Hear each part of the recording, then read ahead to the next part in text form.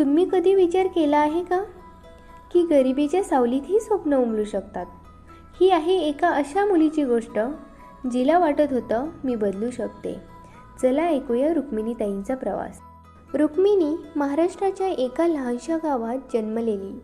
घर लहानसं, छपऱ्याला ठिकठिकाणी भेगा. आई मोलमजुरी करत असे, वडील शेतमजूर. घरात रोज अन्न मिळेल याचीही खात्री नसायची. पण रुक्मिणीच्या डोळ्यात मात्र वेगळाच तेज होता, शिकण्याची आस. गावातल्या सरकारी शाळेत रुक्मिणी 1ली ते 4थी शिकली. पण 5वीसाठी जवळच्या दुसऱ्या गावात जावं लागलं. 2 किलोमीटरचा कच्चा रस्ता चालत ती रोज शाळेत जायची. चिखल असो वा उन्हाळा ती कधी चुकली नाही. आई म्हणायची, मुलींना शिक्षण नको, लग्न करून घर सांभाळायचं असतं. पण रुक्मिणीच्या मनात वेगळं स्वप्न, माझ्या गावात शाळा उभी करायची. 5वीपासून 10वीपर्यंत तिने घरचं सगळं काम करत अभ्यासही चालू ठेवला. रात्रीच्या चंद्रप्रकाशात अभ्यास करणं तिची रोजची सवय झाली होती.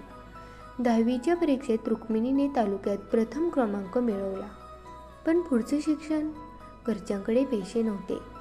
तिने स्वतः विणकाम, शेण गोळा करणं, शेतं मजुरी केली. शिकण्याचा खर्च स्वतः भागवला. प्रत्येक रुपयासाठी तिने घाम गाळला. प्रत्येक पुस्तकासाठी तिला झगडावं लागलं. शेवटी रुक्मिणीने BA केलं, त्यानंतर MA शिक्षण क्षेत्रात पूर्ण केलं. पण तिथे थांबली नाही.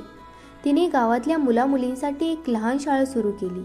एक जुना गोटा घेऊन तिने स्वतः फळताळं, फळे, फाटकं, फळपट्टी बनवली.